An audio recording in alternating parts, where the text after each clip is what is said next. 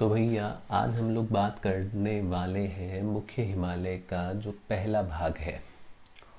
मुख्य हिमालय का जो फर्स्ट पार्ट है वो आपके है हिमाद्री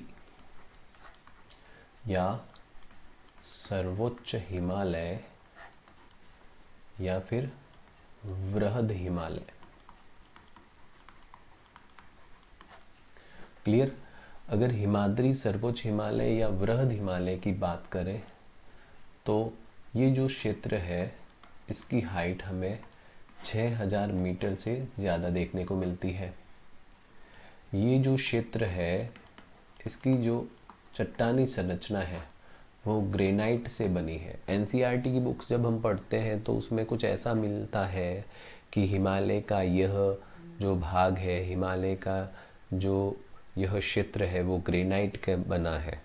तो ये ग्रेनाइट वर्ड ध्यान रखना है। क्लियर।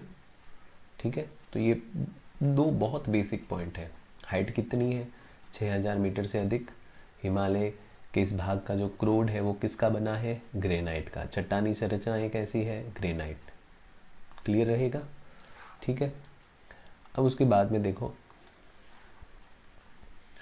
यहाँ हमें पढ़ना क्या है। यहाँ हमें मुख्य रूप से प्रमुख पर्वत चोटियाँ पढ़नी है। क्या पढ़नी है? पर्वत चोटियाँ। जो हाईएस्ट पीक है हिमालय की वो हमें इस क्षेत्र में देखने को मिलेगी। तो थोड़ा मैप देखो ध्यान से।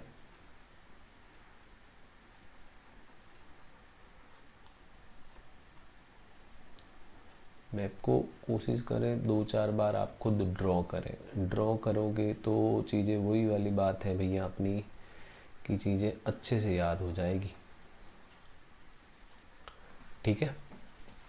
अब देखो ये वाला जो पार्ट है हम देखते हैं, ये वाला पार्ट है आपके कौन सा? लद्दाख वाला। कौन सा पार्ट है? लद्दाख वाला। इस लद्दाख वाले पार्ट में हमें ध्यान रखना है, सबसे पहले यहाँ एक पर्वत चोटी आती है जिसका नाम मिलेगा आपको क्या? नंगा पर्वत।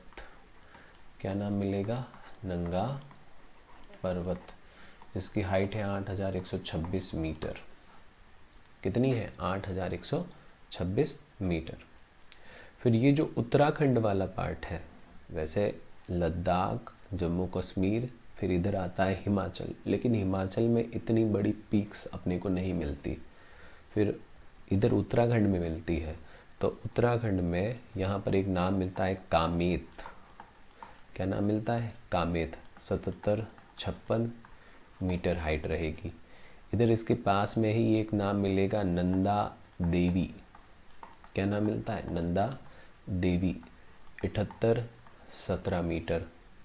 उत्तराखंड वाले भाग में ही एक और नाम मिलता है बंदर पूछ। क्या नाम है? बंदर पूछ।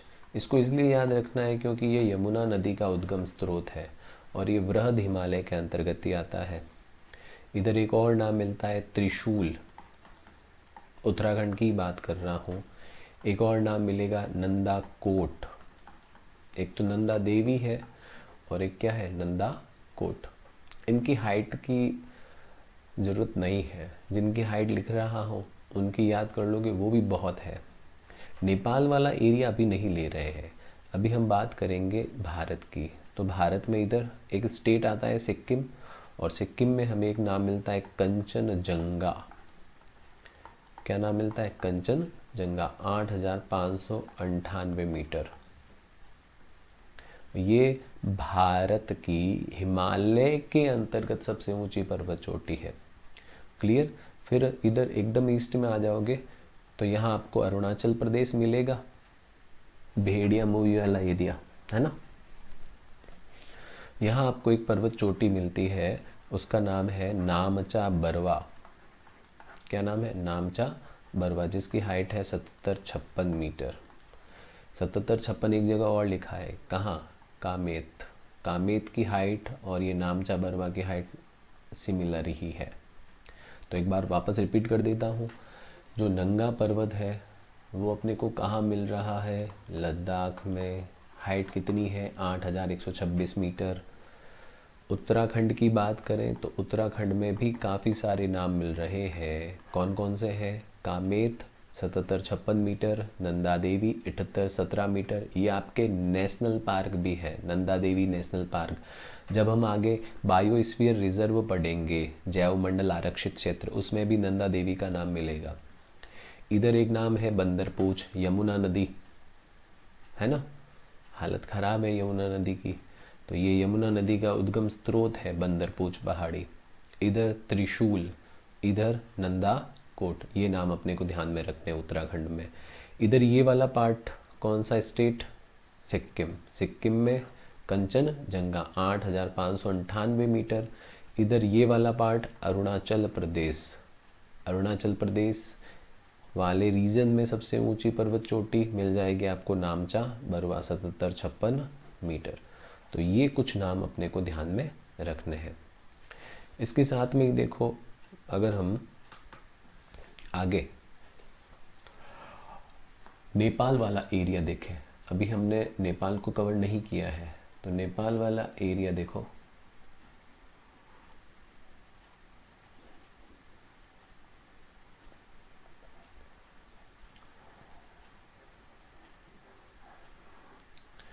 ये मान लीजिए आपके नेपाल वाला एरिया है ना।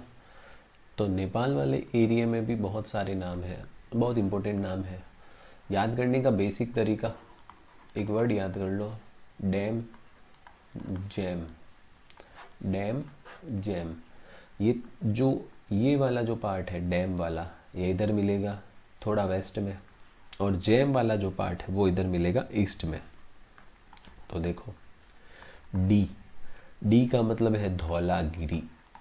डी का मतलब क्या है? धौलागिरी। इधर ए, ए का मतलब क्या है? अन्नपूर्णा। अन्नपूर्णा या अन्नपूर्णा। फिर ये जो एम है, इस एम का मतलब क्या रहेगा? मानसालू। मानासालू या मानसालू।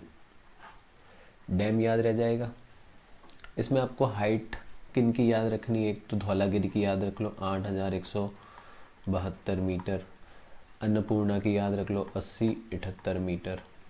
मानसालू की ज़रूरत नहीं है। DAM, धौलागिरी, अन्नपूर्णा, मानसालू।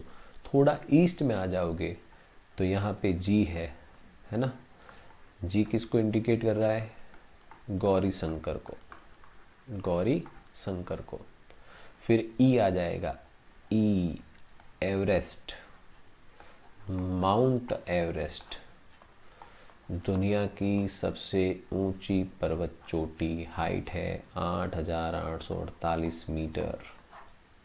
48 की जगह कहीं पे 50 भी मिल सकता है, कोई दिक्कत नहीं, ठीक है। फिर इधर एक नाम मिलेगा मकालू। यहाँ पर जो एम है वो किसको इंडिकेट करेगा? मकालू को। 84-81 मीटर। तो नेपाल में वर्ड क्या याद रखना है? Dam jam. डी का मतलब क्या है? धौलागिरी। ए का मतलब अन्नपूर्णा। एम का मतलब मानसालू। यहाँ पर जैम। जी का मतलब गौरी शंकर। ई का मतलब माउंट एवरेस्ट। और एम का मतलब मकालू। ये मैंने उनकी हाइट लिखी है जो आपको मेनली 9th और 11th के NCERT में मिलती है, और ज़्यादातर एग्ज़ाम में इनकी हाइट ही पूछी जाती है। तो आई होप हिमालय का ये वाला पार्ट आपके बहुत अच्छे से क्लियर हुआ होगा, ठीक है।